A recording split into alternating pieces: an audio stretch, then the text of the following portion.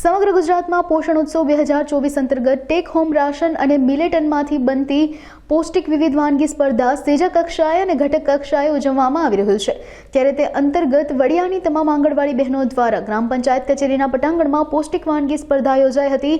આંગણવાડી સંચાલિકા અને હેલ્પર મળી કુલ 24 બહેનોએ ભાગ લીધો હતો, જેમાં શ્રેષ્ઠ વાનગીઓ બનાવનાર બહેનને 1 થી 3 નંબર આપવામાં આવ્યા હતા। આ સાથે જ આ કાર્યક્રમમાં સીડીપીઓ અને ગ્રામ પંચાયત સરપંચ સહિત સ્ટાફ, બાળકો અને વાલીઓ બહોળી સંખ્યામાં ઉપસ્થિત રહ્યા હતા। સાથે જ આંગણવાડી બહેનો દ્વારા પૌષ્ટિક આહાર વિશેની માહિતીઓ પૂરી પાડવામાં આવી હતી।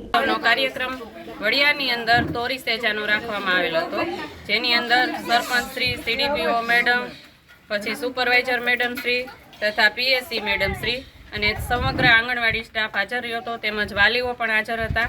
અને અમારે આ કાર્યક્રમ છે એ કરવામાં આવ્યો, જેમાં THRમાંથી બનતી વાનગી અને મિલેટ વાનગી કે જુવાર, બાજરી, મકાઈ, રાગી, જેમાંથી જે પોષણયુક્ત વાનગી બને છે તેનાથી વાલીને માહિતગાર કર્યા અને બાળકોને THRમાંથી જે પોષક તત્વો મળે છે તે વાનગી બનાવી અને બાળકોને ખવડાવવામાં આવે અને કુપોષણ દૂર કરવામાં આવે, જેની માહિતી આપી અને અમે આ સમગ્ર કાર્યક્રમ હર્ષભર પૂર્ણ કરવામાં આવેલ છે।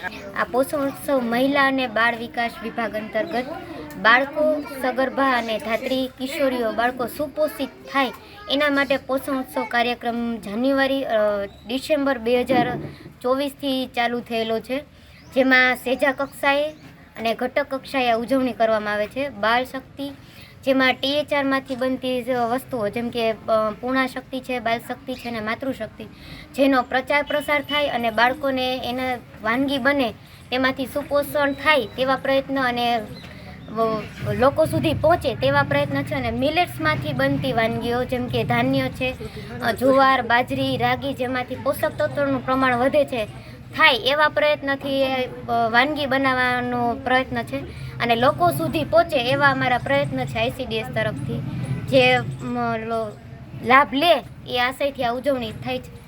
સેજામાં છે અનીડા, લુણીધાર, વડિયા, તોરી અને દેવગામ, 4 સેજાના ગામોમાં ઉજવણી થયેલી છે।